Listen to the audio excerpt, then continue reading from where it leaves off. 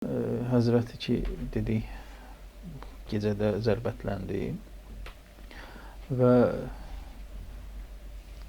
o ki, yetimlər üçün hər axşam yemək aparardı. Bu zərbətləndən bir gün sonra gördülər ki, məsələn, hər gün qapıya gətirib xurma qoyan gəlmədi, nə bilim, çörək gətirən gəlmədi. Artıq cəmaət yavaş-yavaş başladı. Hamı da eşitmişdi ki, əleyhissalam zərbətlənib məsciddə və demək olar, bildilər ki, kimdir, yetimlər atası kimdir.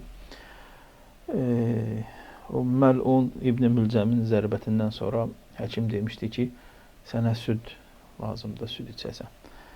Və səs də yayıldı ki, Həzrətin dərmanı süddir.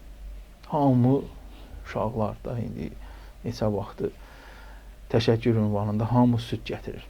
Və söz çatır, məsələn, bir yetimə ki, onun heç ayaqqabısı da yox idi gəlməyə.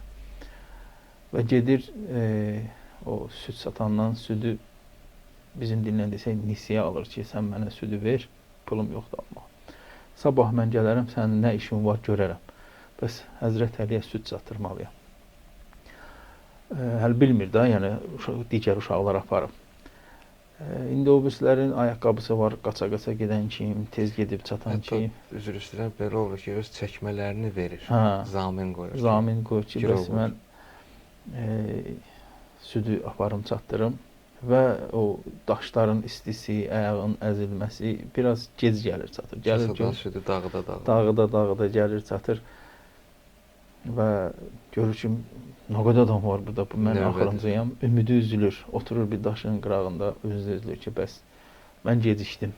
Öz-özünə narahat olmağa başlayır, birdən qapı açılır, İmam Həsən əleyhissalam həmin uşaqdan südü götürür. Yəni Həzrət əleyhissalam o anda belə göndərir ki, ged o uşaqdan südü götür. Ki, nə qədər ixlasanə, nə qədər məhəbbətlə gətirmişdi o südü.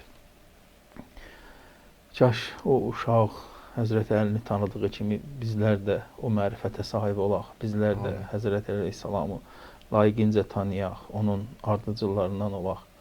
Və ən böyük arzum həm özümüz üçün, həm xalqımız üçün budur ki,